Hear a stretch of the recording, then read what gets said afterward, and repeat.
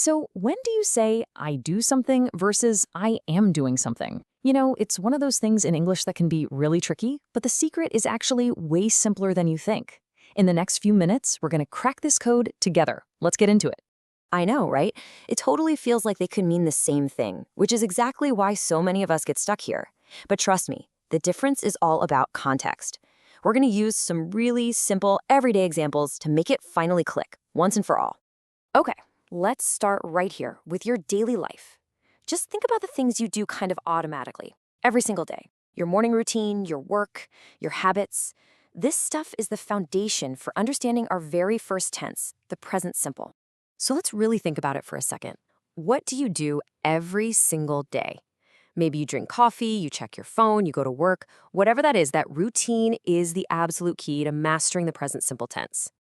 And that's it. That is the big secret. The present simple is just for your habits and routines, things that happen over and over again. So the rule is super simple. If it's a habit, you use the present simple.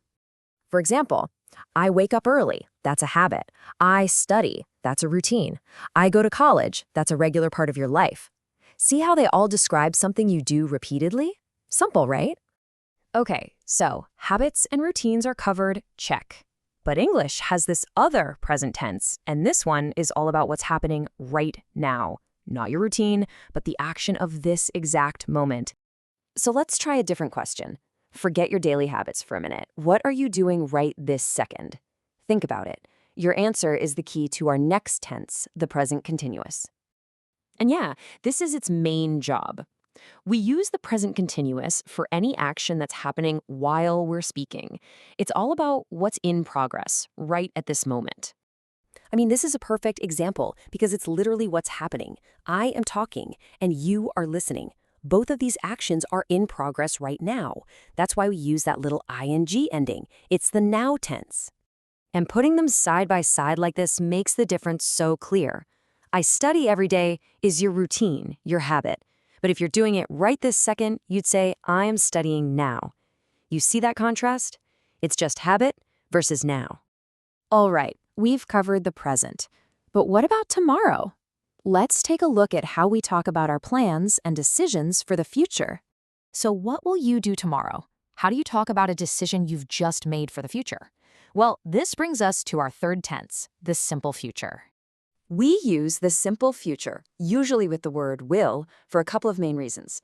To talk about things that are going to happen and to express decisions we make right in the moment of speaking. Now, here's a slightly tricky part that a lot of people ask about. Both of these sentences are correct, but they mean different things.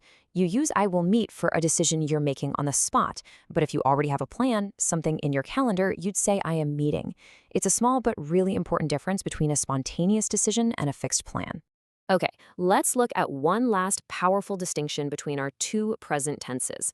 Because it's not just about habits versus now, it's also about things that are permanent versus things that are temporary. This is such a great example. If you say, I live in Kathmandu, it sounds permanent, like it's your home.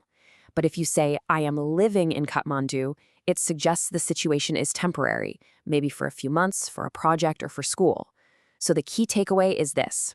Present simple feels permanent, while present continuous feels temporary. Okay, let's put it all together. Here's a super quick summary of everything we've just covered. You got present simple for habits, present continuous for what's happening now, and simple future for future decisions. Feel free to pause here and take a screenshot. This is a great little cheat sheet to have. Okay, theory is one thing, but practice is where it all comes together. Let's see what you've learned with a quick little quiz. Ready? Let's do it. First up, imagine playing football is your daily routine. It's a habit. Which tense would you use to talk about that? That's it. I play football every day. It's a habit, a routine, so it has to be the present simple. Great start. Okay, next question. The situation has changed. You're not talking about your habit anymore. You are on the field with the ball, at your feet this very second. What would you say? Exactly. I am playing football now. The key word there is now. The action is in progress, so it's present continuous. You're really getting the hang of this. And for our final question, let's look ahead. You're thinking about the game that's happening tomorrow. How would you tell someone your plan to play? And the correct answer is, I will play football tomorrow. It's a plan for the future, so we use the simple future. Fantastic work on that quiz. And that's really the key. Understanding the rules is the first step, for sure, but actually using them is what makes all the difference. So just keep practicing, and you'll find it all becomes second nature. So, I'll leave you with a final challenge. What is one thing you will do tomorrow? Go ahead, say it out loud. Just by answering that, you're already using what you've learned today. Keep practicing, and you will master this in no time.